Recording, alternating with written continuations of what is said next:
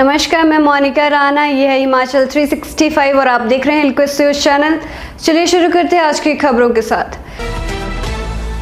कांगड़ा की बोबैली में मलबे में दबा आखिरी युवक का मिला शव, रेस्क्यू ऑपरेशन बंद। सावन माह के पहले सोमवार को शिवालय पहुंचे भोले के भक्त, वैजनाथ मंदिर में नहीं दिखी भीड़। हिमाचल के 5 जिलों में बाढ़ की गंभीर चेतावनी, पालमपुर में सबसे ज्यादा 230 मिलीमीटर बारिश। सुंदरनगर बस स्टैंड के बाहर पिकअप कार में टक्कर, टुकड़े टुकड़े हुई गाड़ी। जयराम की मोदी से भेंट के बाद बड़ी भाजपा नेताओं की धड़कनें। लोकसभा में हंगामे पर बोले पीएम मोदी, दलितों, पिछड़ों और महिलाओं को मंत्री नहीं देखना चाहता विपक्ष। कमान मिलते ही सिद्धू ने नेहरू के साथ पिता की तस्वीर को किया शेयर, आलकमान को कहा शुक्रिया।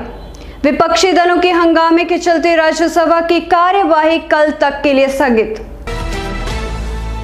अब खबरें विस्तार से। कांगड़ा की बोबैली में मलबे में दबा आखिरी युवक का मिला शव, रेस्क्यू ऑपरेशन बंद। कांगड़ा जिले में बो घाटी के गांव रुलेहड़ में गत सोमवार को भारी बारिश के कारण मलबे में दबे आखिरी लापता युवक का शव घटना के 7वें दिन रविवार को एनडीआरएफ की टीम ने बरामद कर लिया। पुलिस ने नीरज 18 वर्षीय पुत्र भीम सिंह का शव कब्जे में लेकर पीएचसी दरड़ी भेज दिया था। सोमवार को पोस्टमार्टम करवाकर अंतिम संस्कार किया गया। एनडीआरएफ की टीम लगातार लापता युवक की तलाश में जुटी थी।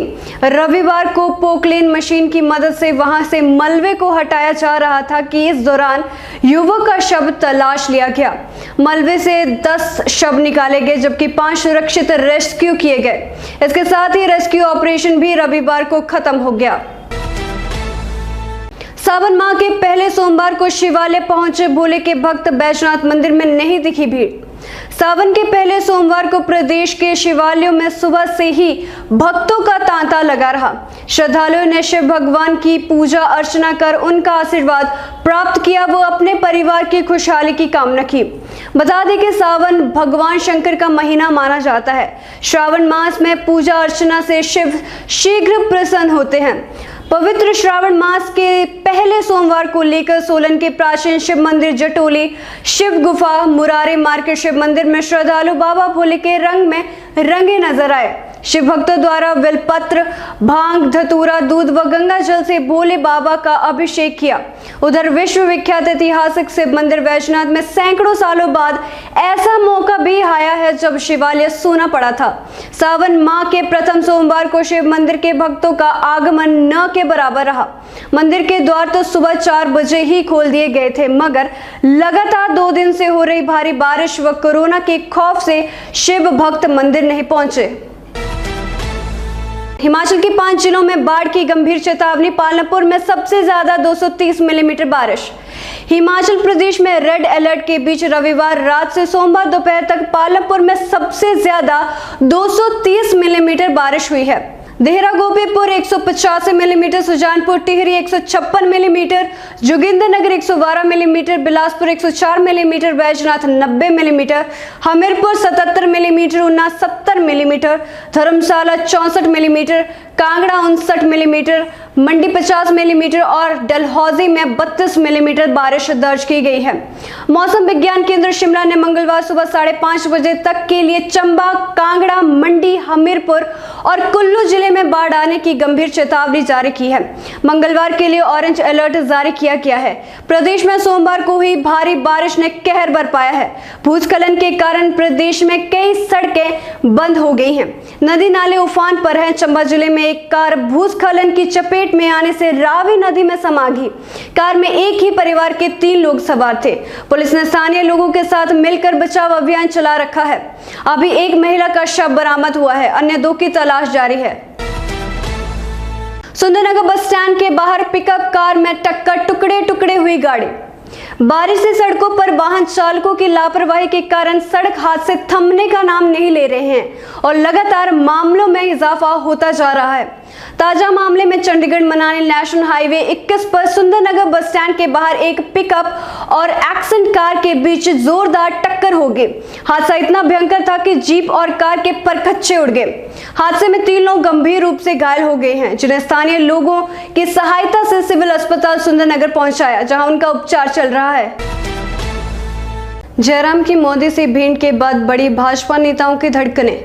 मुख्यमंत्री जयराम ठाकुर की प्रधानमंत्री नरेंद्र मोदी से भेंट के बाद भाजपा नेताओं की धड़कनें बढ़ गई हैं। रविवार को नई दिल्ली से मुख्यमंत्री जयराम ठाकुर का हिमाचल लौटने का इंतजार किया जाता रहा। इस भेंट के बाद जयराम ठाकुर के क्या तेवर होंगे, इस पर तमाम नेताओं की नजरें गड़ी हुई हैं। मंत्रियों, विधायकों और अध्यक्षों, उपाध्यक्षों पर सख्ती हो सकती है। आगामी वर्ष विधानसभा चुनाव के दृष्टिगत केंद्रीय नेतृत्व हिमाचल सरकार से अधिक चुस्ती से काम चाह रहा है।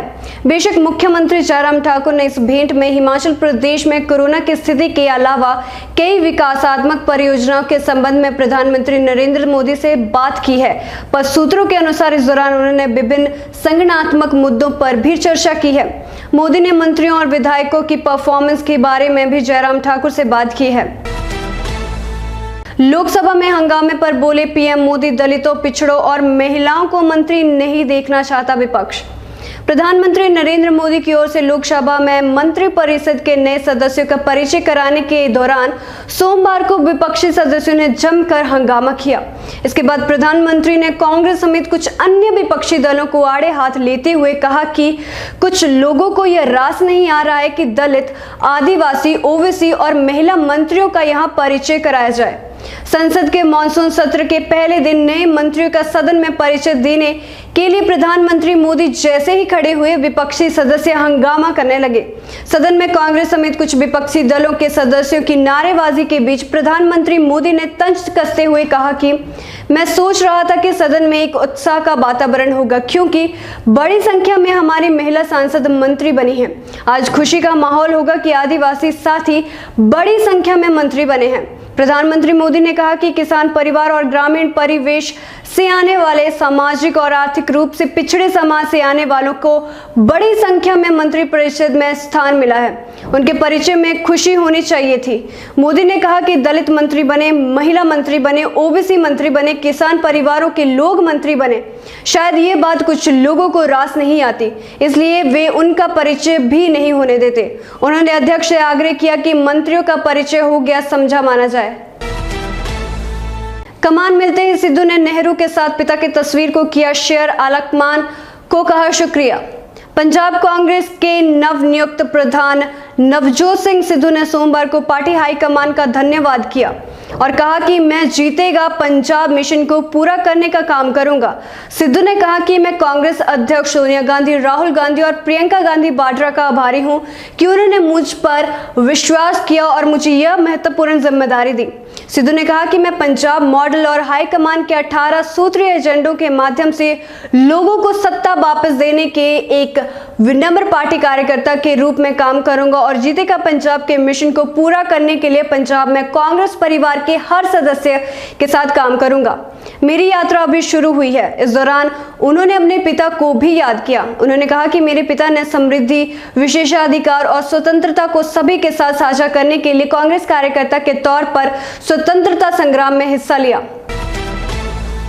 विपक्षी दलों के हंगामे के चलते राज्यसभा की कार्यवाही कल तक के लिए स्थगित। विपक्षी दलों के हंगामे के कारण राज्यसभा की कार्यवाही कल तक के लिए स्थगित कर दी गई है। इससे पहले मंत्रिमंडल में हाल ही में शामिल किए गए एक नए केंद्रीय गृह राज्य मंत्री की नागरिकता को लेकर आज राज्यसभा में सवाल उठाया गया, जिसके बाद विपक्षी सदस्यों के हंगामे के चलते राज्यसभा की कार्यवाही 3 बजे तक स्थगित करनी पड़ी। इससे पहले भी विभिन्न मुद्दों पर हंगामों के चलते सदन की कार्यवाही 2 बजे तक स्थगित की गई थी। उपसभापति हरिवंश ने 2 बजे जैसे ही सदन की कार्यवाही शुरू करनी चाहिए तो तृणमूल कांग्रेस के सुखेंदु शेखर राय ने नियम 249 के तहत व्यवस्था का सवाल उठाते हुए यह मुद्दा उठाया। उन्होंने कहा कि प्रधानमंत्री ने आज सदन में अपने नए मंत्रियों के परिचय से संबंधित एक सूची सदन के पटल पर रखी थी। उन्होंने कहा कि इसमें शामिल केंद्रीय गृह राज्य मंत्री की नागरिकता को लेकर विवादास्पद रिपोर्ट आ रही है। उनके इतना कहते ही सत्ता पक्ष के सदस्यों ने इस पर कड़ा ऐतराज किया। फिलहाल के लिए बस इतना ही। मैं मोनिका राणा आपसे विदा लेती हूँ। देखते रहिए हिलक्वेस्ट न्यूज़ चैनल। धन्यवाद।